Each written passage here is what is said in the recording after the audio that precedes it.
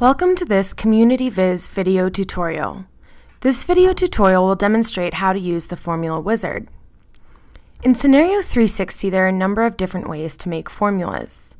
Decision tool wizards, such as the Common Impacts Wizard, are the easiest way to create formulas, but they are designated for specific purposes that may not be exactly what you want. If that is the case, you can use the Formula Wizard to create your own tailored analysis formulas. To create even more advanced or complex analysis formulas, you can use the Formula Editor. You can learn more about the Formula Editor in the Formula Editor video tutorial. The Formula Wizard assists you in constructing the most common types of analysis formulas. You can use the Formula Wizard to create indicator or attribute formulas.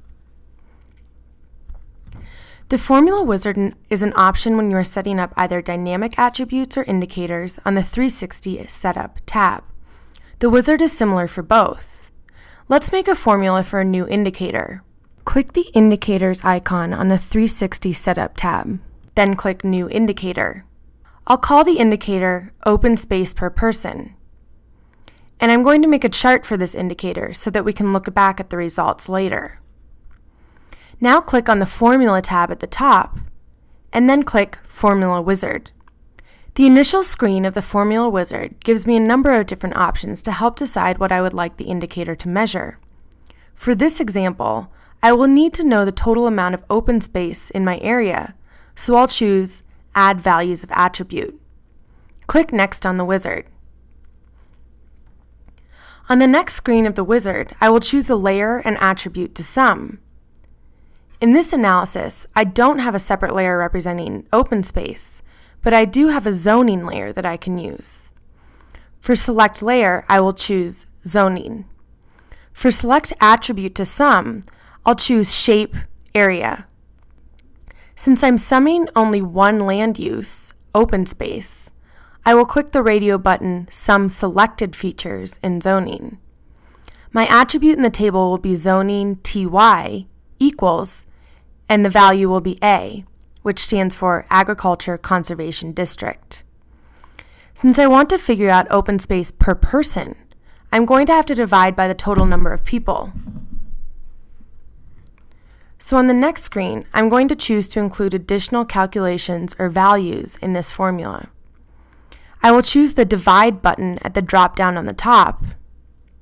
Then I'm going to choose Reference a Specific Value so that I can enter the population. On the next screen, I'm going to choose the current value of an indicator, Common Impacts Population. Next, I will finish this formula. On the next screen, I will check this box to convert the units from square feet to acres. Then I can preview the results here.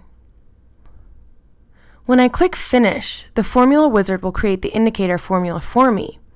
You can see it here in the indicator list. And if you open up the setup window again, you can see the formula is already there. Now let's take a look at the results. We will open our charts and look at our new indicator.